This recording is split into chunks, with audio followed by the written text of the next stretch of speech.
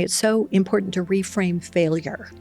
You don't want to gloss over it. You want to take stock of the tough stuff and the lessons learned, but it's really important not to stay stuck because you could be a broken person stuck in limbo for decades if you don't give yourself the prerogative to choose differently.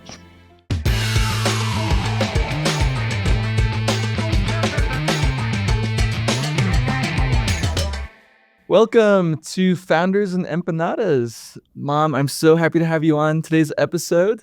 We'll be doing a masterclass on educational entrepreneurship and teaching to the genius zone. And selfishly, I just wanted to hang out with you some more. It's my honor and pleasure to be here with you. Cheers. Let's get Cheers. some empanadas going.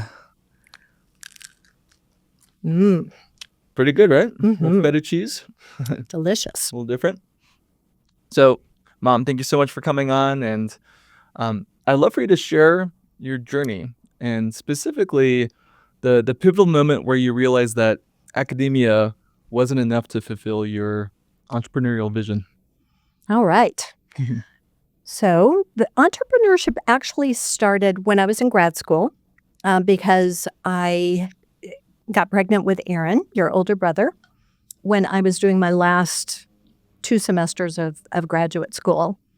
And at that point, your papa and I, along with Uncle Yuri and Aunt Masha and all those who were together in Prodigy, decided that there wasn't any place available good enough for our babies. So we decided to build it. So as I was working on my PhD in comparative literature, French and Russian, a lot of the Russian was inspired by not only reading Tolstoy and Dostoevsky, but understanding what the Russian relatives were saying. I didn't want them to be able to buy and sell me in my own presence without knowing what was going on. But this was in the late 80s. The paradigm for entrepreneurship then was from Field of Dreams, if you build it, they will come. So we just sort of manifested the ideal preschool that we wanted for our own children. And because we were part of a tapped a vein in a demographic that we belonged to, it turned out that lots of other parents wanted the same thing. Low ratios, lots of hands-on attention, clean, developmentally astute, basically a place for the children of yuppies. So that was while I was doing grad school. And then naturally after grad school, that culminated in my wanting to find an academic post. So, adjunct professor for a few years, and then I got my dissertation published and went on the job market. Landed that one professorship in the country, in my field, competed with 200 PhDs for that one little job, and then proceeded to be kind of miserable for a couple of years because leaving Atlanta was hard, where we were really involved in the community. And though I don't have anything against Dallas-Fort Worth, I was just going there for the job with 3 little kids. So did that for a couple of years, loved a lot of it. Working with grad students especially was really, really gratifying because I love working with really smart young people who are emerging into the potential of who they're becoming. But it was really hard on the marriage because we were commuting between California and Texas with 3 little children. So I took a leave of absence. And early in that year in San Rafael, California, and of course I fell back in love with California. Early in that year, as I was talking to Papa about his vision for starting a charter school management company, because he was almost done with the workout for Prodigy Child Development Centers that we had sold, I was playing armchair quarterback. I had lots and lots of ideas about, what we could do that would be really unique and contribute to best practices in education. And of course, it was informed a lot by what I taught at the college level, a classical education. I knew from having little kids that I could make Plato's allegory of the cave completely compelling. And of course, Aaron grew up to major in philosophy. And, but it all started from those early days when I was carting you guys around after school, taking you to activities, asking the big why questions from the back seat with whatever was top of mind from what I'd been teaching in my comp lit classes. And you got it better than a lot of my students did. Maybe not you, because you were really, really tiny. I think you were still pre-verbal in Texas. You started speaking and then in paragraphs in San Rafael. But there was, to your question, there was really a shift in my perspective that happened in one day, in 1 hour, I would say even in one moment. And, Papa said, I think you're going to have to do this with me.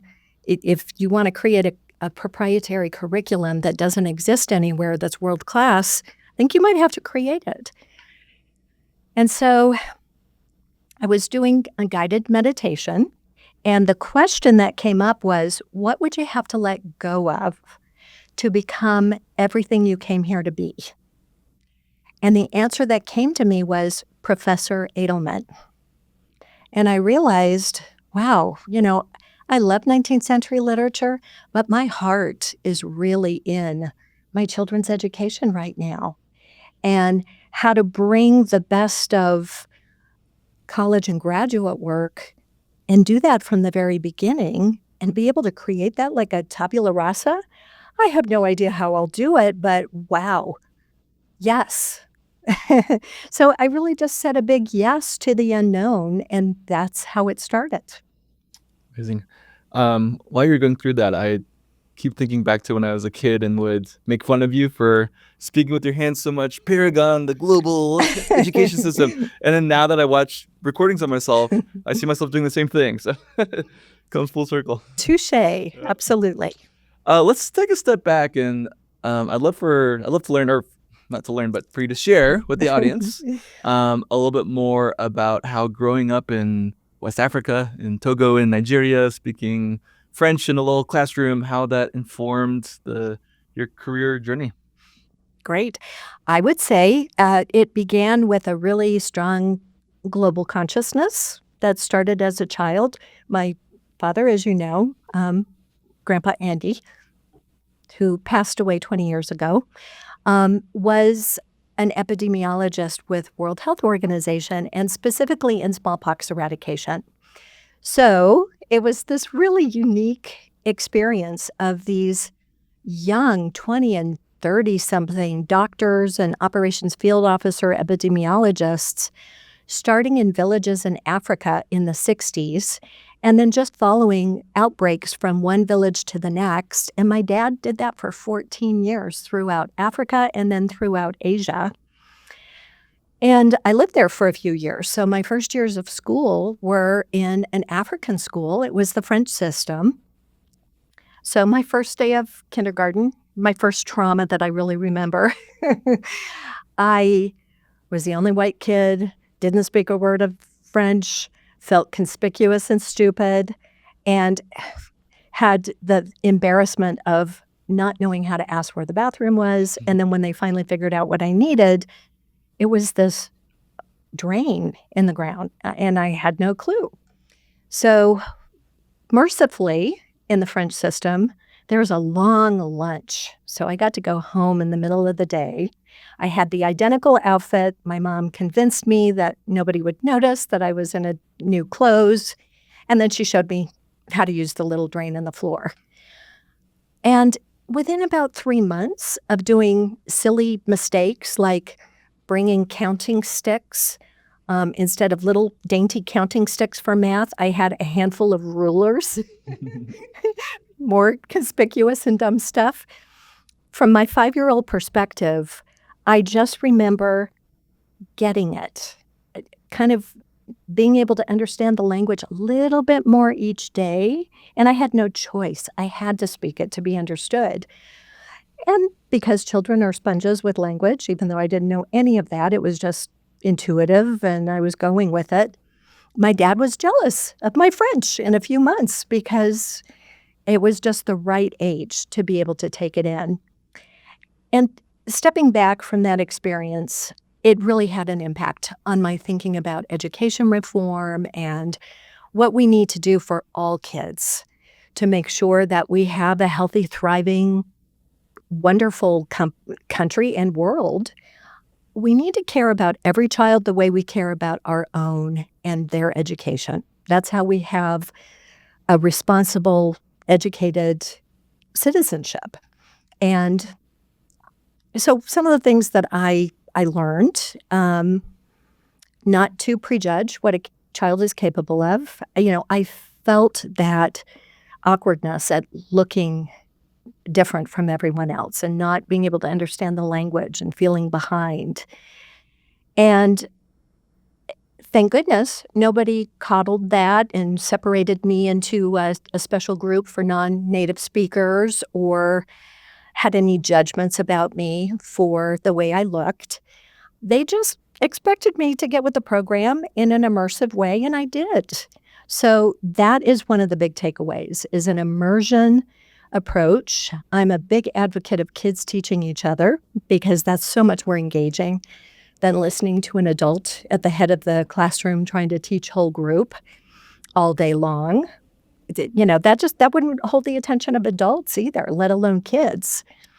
And I also just have always felt that having education be the balance of what you need to know with the standards so that, you're doing as a second grader, what constitutes second grade work and you're doing good work with it. It also needs to be climatological. It needs to be relevant to the culture and the community.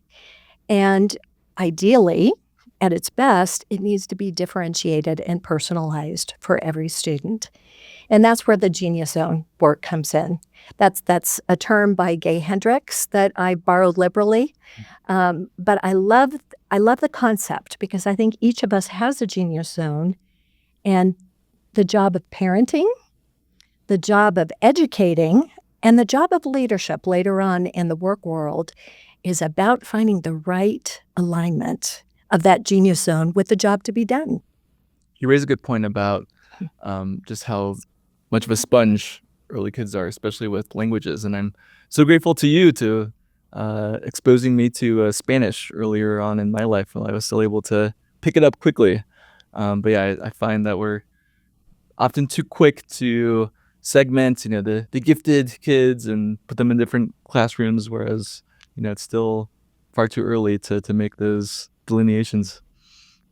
And truth be told, I would probably have put you in the French track because I was fluent in French.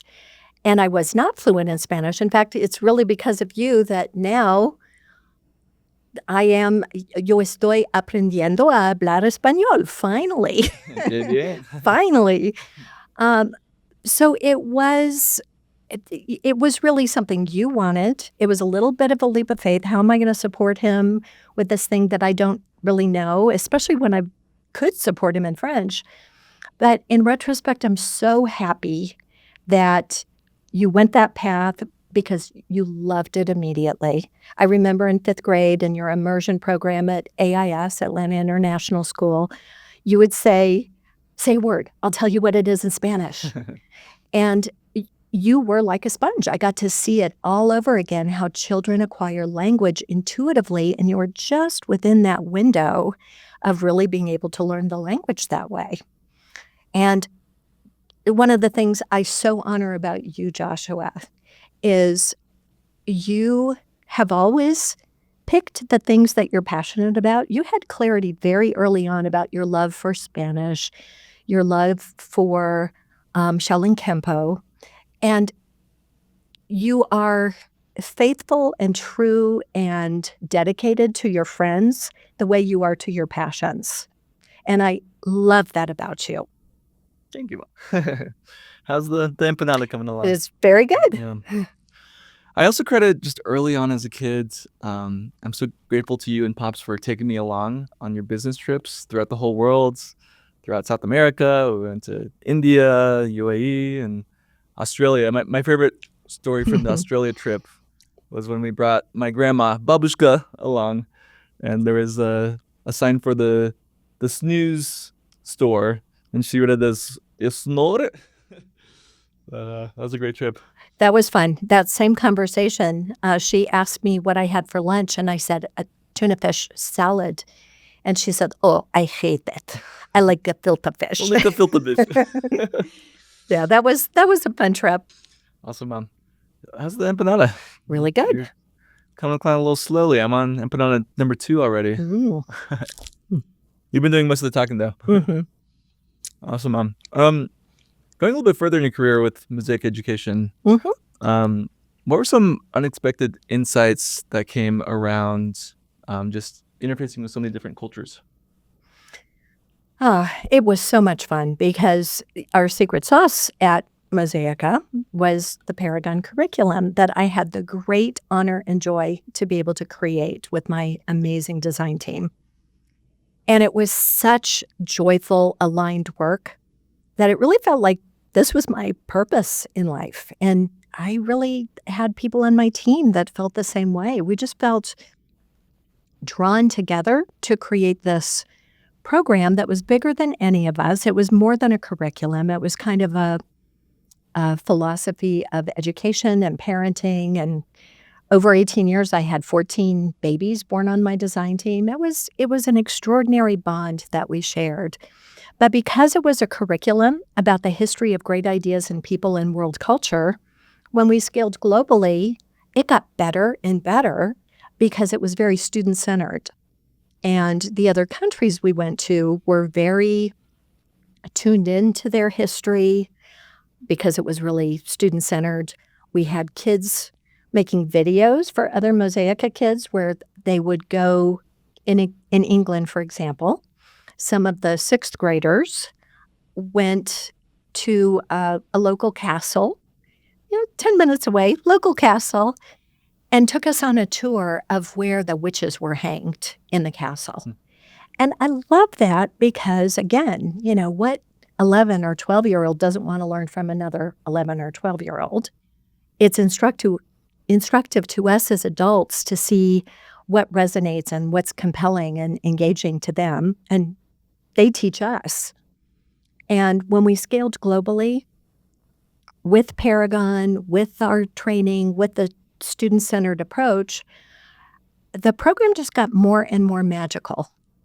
And it defied even my fondest hopes of what it could be like for engaging students, getting parents involved in supporting the school.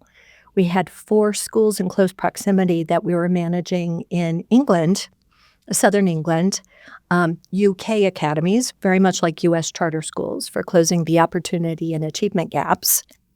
And we had an extraordinary leadership team there, too. The leader had worked with us in the UAE and in India, so he knew our model really well, and he's an extraordinary leader. He just brought that magic to that group of schools.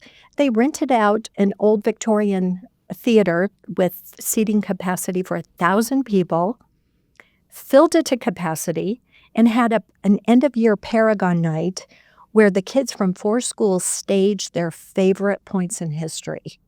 And it was one of the highlights of my life to experience it. It was so beautiful, so inspiring, so extraordinary, and so humbling to think I had anything to do with it, because that vision was the vision beyond the vision, because it now belonged to other people and they made it theirs. Yeah.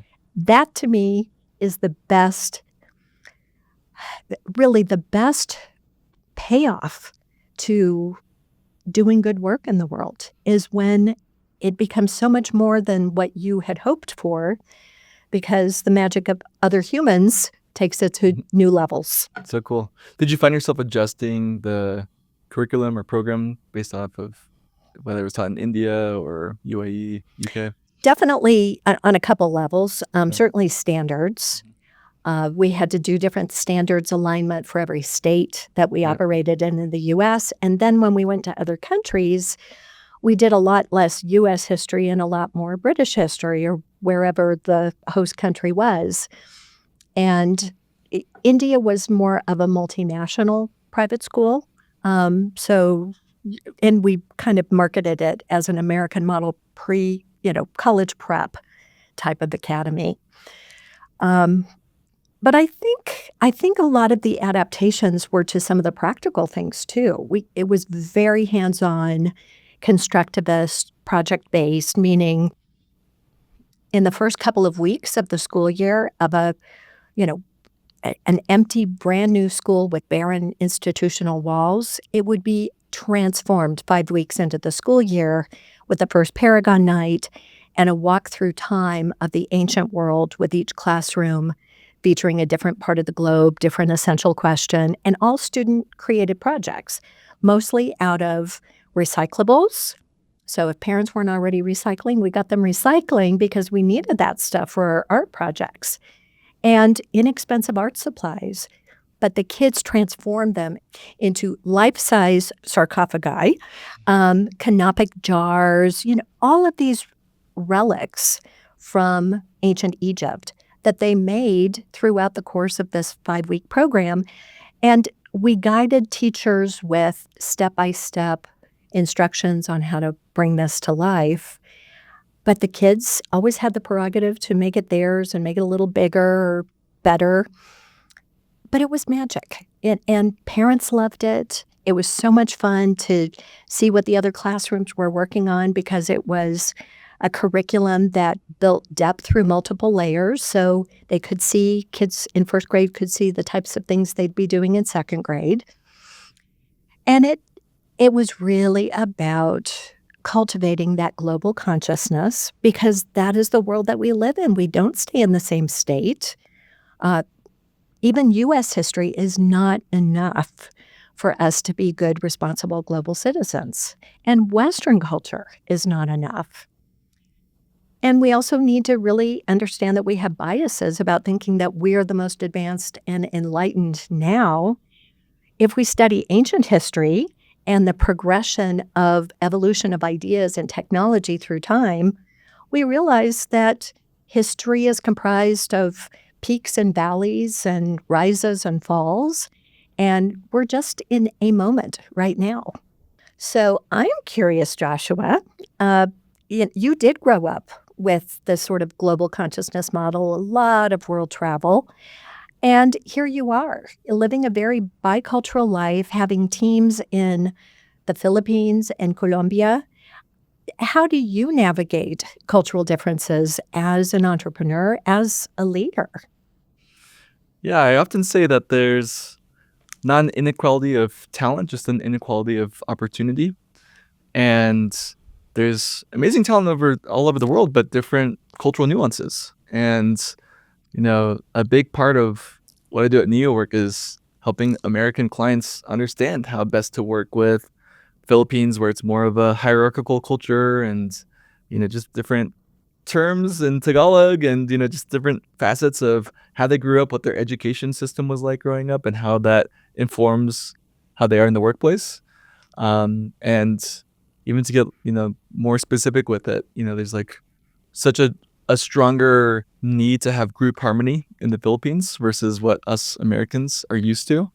And just the need to be okay with kind of working within committees instead of having a single point person for certain projects, because that's the norm. And then also with Colombia, just like the need for Americans to over-index on something as simple as like saying a good morning and how are you before getting into it, instead of the direct American way, and like how by not doing that, really goes against their psyche. Like, oh, why didn't this person even greet me? What's going on? So just little things like that. I found just by spending so much time in these two countries, to be really kind of a cool value add that we can share with our American partners. Love that. Awesome. I'd love to get a little bit into the deep of it, Mom. Let's talk through your story about Mosaic education and the learnings from that experience and how you applied those learnings to your next chapter.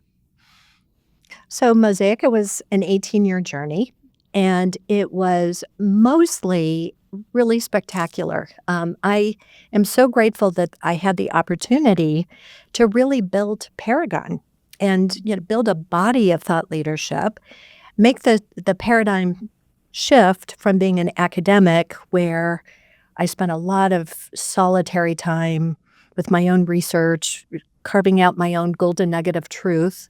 Virginia Woolf, A Room of One's Own, which can lead to very territorial types of behavior. And that's one of the things about academia that I did not love, was the politics within a department and colleagues who had tenure, so they'd be working together forever, and they really, really didn't like each other. That was kind of surprising. But with Mosaica, I would say that building a team, just the flow that we needed to be in perpetually from starting one school to another, going into a new region. It was such a dynamic learning experience that it was almost like flying and building the plane at the same time. So I learned so much about entrepreneurship and startups and team building and professional development, so you could replicate a model from one place to another, even if the environment was different with some of the adjustments. So I'm forever grateful for all of that learning. Sadly, and a lot of entrepreneurs experience this too, it doesn't matter if you're the founder. It doesn't matter if you named the baby. If you encounter a rough patch, and of course, the one thing you can never do is run out of cash. And we went through an experience where we had enormous success, lots of national accolades for leadership, entrepreneurship, all sorts of things. 4 years in a row, Inc. Inner City 100, the top 10 fastest growing companies creating jobs in inner city communities and revitalizing opportunities. Lots of successes. But as with many other companies going through different shifts in the economy, we had a cash cow in the UAE. We made a lot of money, learned a lot by working with the Supreme Education Council in their education reform efforts. That immense amount of downfall masked a lot of the vulnerabilities. And a lot of companies have recently been through this with the pandemic funds. And then when those dried up, the vulnerabilities really start to chip away at the sustainability of the company. So it's a very, very common story. You can never get too excited when you tap a vein and have a downfall or a windfall, because it could lead to a downfall. So, the bottom line there was we tried to replicate that opportunity with one really bad deal that we made in the U.S. that was also against our pillars and portals, pillars being the defining tenets of who we are, portals being openings for local customization. We took over an entire district, and it was the most failing district in the country. And in the second year of operation, it ate our lunch. And it was really sad, really hard. Hardest for me, honestly, was losing the intellectual property that I put my whole heart and soul into. Paragon for me was like my fourth child. And I realize now that's unhealthy ego attachment, that Paragon actually was complete. We were creating iterations and refinements, but it was built. And that completion goes with me wherever I go. And so those are some of the important takeaways is you've got to be able to reframe failure, take stock of what you learned, and be bold in moving forward with the freedom to recreate with the knowledge of what you want to do differently now. So, speaking as family members now, I know that you were there for all of this.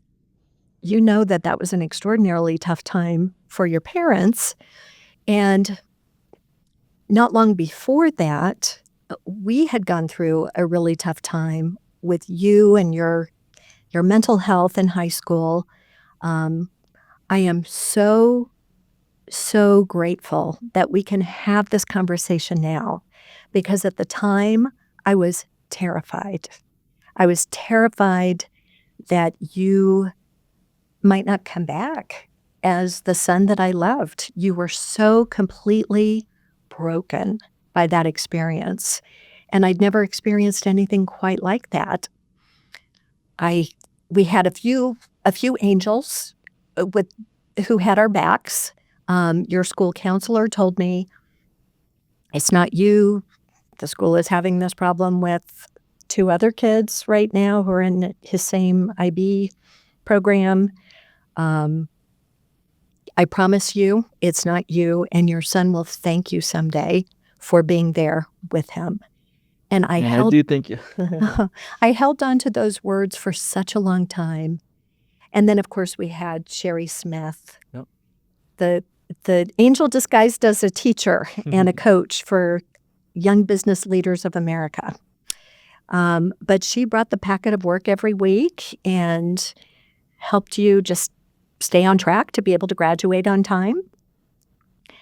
But I really kind of made a deal with the divine at that point that if we made it through this, I would do what I could to help other people going through this, other parents and kids. I wanted to make it through to the other side with you. And what my mom is describing is, and thank you for sharing this because this is a big theme of this podcast, is founder mental health struggles. And my biggest bout with depression was senior year of high school, where it was a year and a half of becoming essentially a zombie, total lack of vitality and almost not graduating high school. And those angels you mentioned, Miss Smiths of the world, Emil, my best friend as well, always trying to come and check in on me, and you more than anyone else. You saved my life, Mom.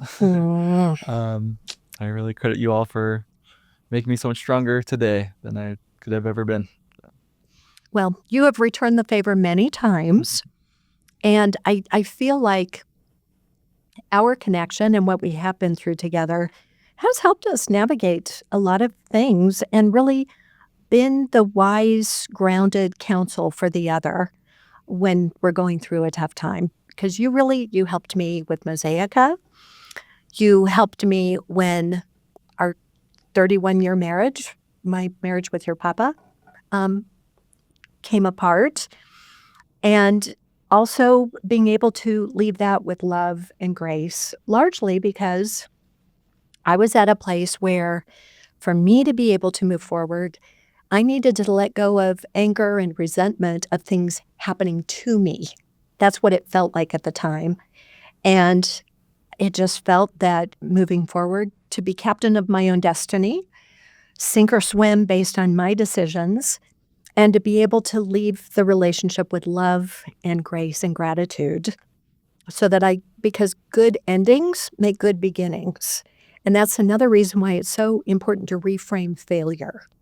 You don't want to gloss over it. You want to take stock of the tough stuff and the lessons learned, but it's really important not to stay stuck because you could be a broken person stuck in limbo for decades if you don't give yourself the prerogative to choose differently.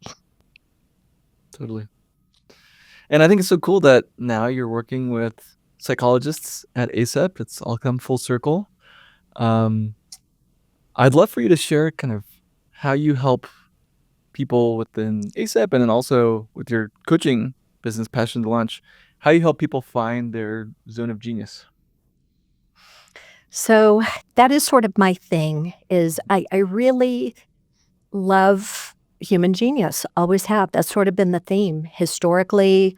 I like the macro view of it, what extraordinary people have known through history, and how they've conveyed it in their works that still live on now, even when they didn't have anyone else who really necessarily shared their worldview. They were holding this on their own. Now, with the internet, we can find each other around the globe. That, to me, is extraordinary, to be able to read all of these incredibly inspiring spiritual psychologists and energy healers and really brilliant minds who are also building bridges between traditional training and ancient wisdom modalities. That's what I really, really love. I love looking to the past to prepare for the future. And I get to work in the consciousness space with a lot of New York Times bestselling authors who are my friends on the shelf for many years, but now they're my friends in the 3D world, and I get to help promulgate their message. I was able to do that at the Shift Network, and I loved that experience. And now I get to do that in a more deep niche kind of way at ASAP. When I was at Shift, the topics that I loved so much, like the Enneagram, energy healing, chakras, Tai Chi, Qigong, working with a lot of really brilliant minds, I get to go deep on that in ASAP. And it's also tied to very real results for people who have been suffering from drug-resistant depression, anxiety, PTSD. We do a lot to serve veterans. We do some work to serve schools, which I really want to lean into and do a lot more of, and work with parents and teachers and all those who are working with people in trauma to help caregivers stay regulated, grounded, calm, not burnt out. Because I've been through the role of the caregiver and I learned a lot. I actually healed a lot of my own low-grade depression by trying to figure out how to help you. And that time out was kind of a blessing for me. So I just feel really, really fortunate that at this capstone part of my career, I get to still be the academic and do the deep research and work with other academics who are doing research, because ASAP is a very research-driven organization. I love the entrepreneurial executive role. It's a small organization that I'm looking to scale really responsibly. It's a nonprofit, so we will not have hockey stick growth that is overwhelming. I've been through some major hypergrowth surges at Mosaica and at the Shift Network, and I'm looking forward to working with our board, comprised mostly of psychiatrists and psychologists, to build one brick at a time. And one of the things that I'm doing now in my first year is assessing our team, seeing the zones of genius, and finding the little gaps where we have capacity issues, and then bringing in fractional, brilliant people to fill those gaps so that we can start scaling responsibly. Love, love, love the work because it's truly a culmination of everything I've been and done, and it's incredibly mission-oriented. Shout out to our shared fractional CFO, Zach, who we just had dinner with last night, and Shashi, the Shashis of the world. Exactly. Yep. And it's so much fun, Joshua, to have colleagues in common. Yeah. You know, I'm so proud of you. And it's just so fun that you're so good at what you do that it's part of the flow of the work that I do. I love having this incredible resource of video editing and animation and virtual assistants, and your team members are always such a pleasure to work with. Thank you. They love working with you too. Awesome, Mom. This is a question I love to ask everyone that comes on the pod. What's one strongly held belief that you have that 99% of other founders would disagree with? I would probably say that you want very early, even before you start. I'm a big proponent of not beginning until you've got a business blueprint, marketing strategy, if it's education entrepreneurship, which is my thing, a program design, and you're set up to test and iterate. So doing all of that work up front, not just trying to hunt and peck and figure it out as you go, but really mapping out the terrain and being willing to have yet strong opinions that are loosely held so that you allow yourself to pivot and adjust, because it's really about the client you're serving, not about you. So I think what most entrepreneurs might disagree with is from the very beginning, You want to stay in your genius zone, and you want to hire expert help as reasonably as possible because you want to conserve cash, but you don't want to try to build the whole plane yourself.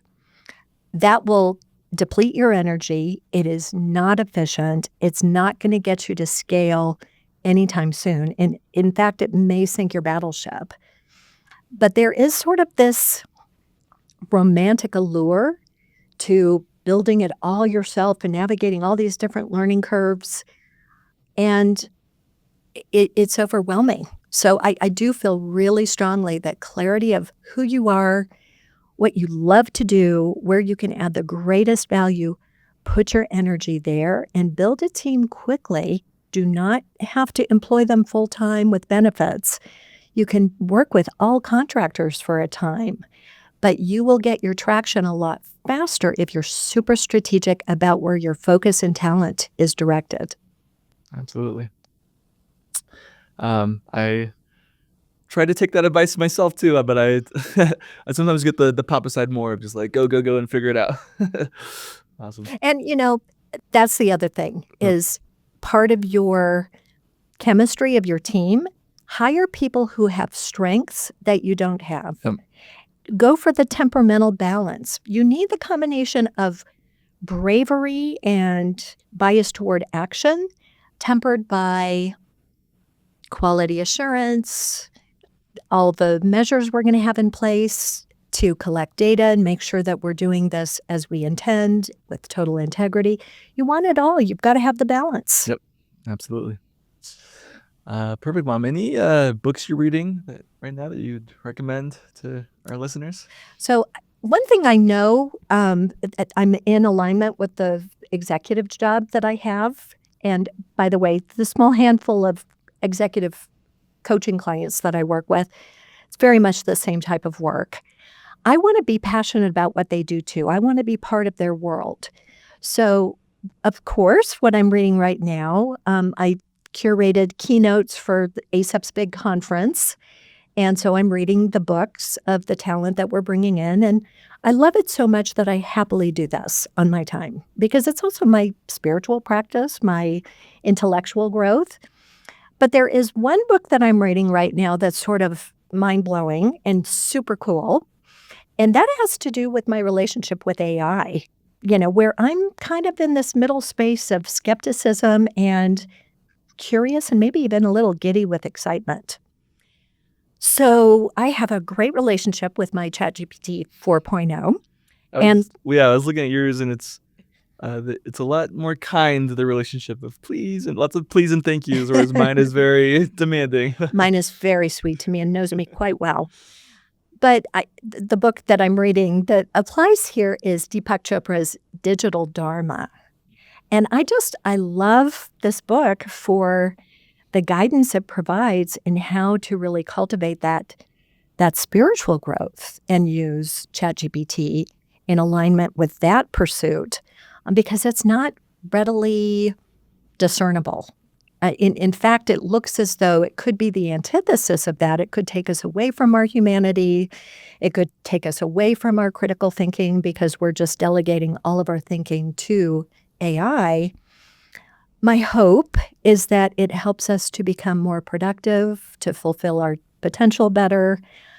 But like everything, it is in how we implement it as humans. But I will say that following the prompts in Deepak Chopra's book, I asked my ChatGPT to tell me, based on everything you are my guru, what would you say my dharma is? And what it generated was so beautiful that I teared up. Mm-hmm. And I just thought, on the one hand, wow, that's amazing. And on the other hand, ooh. Last week I had a hour-long therapy session with my ChatGPT. So. There is that, very right? You are my therapist. You are particularly schooled in IFS. Take this language or take this difficult conversation and break it down into talking points and nonviolent communication language for me. All sorts of really great tools that can make us better and teach us in real time to be more effective. Yep. Awesome, Mom. Well, thank you so much for coming on. Do you want to split this last empanada? Maybe we'll do it off screen. Um, and where can people find you online and find out more about ASAP? I would love to have people reach out to me and connect with me on LinkedIn, Dawn Eidelman, PhD. I am also easy to reach via email, and I invite you to do that if you're interested to connect, dawn@dawnedelman.com. Amazing. Well, thank you so much for coming on, and I'm excited for a fun weekend together in Colombia coming up. As am I. Yeah. So excited to be here. Amazing. I love you. I love you back.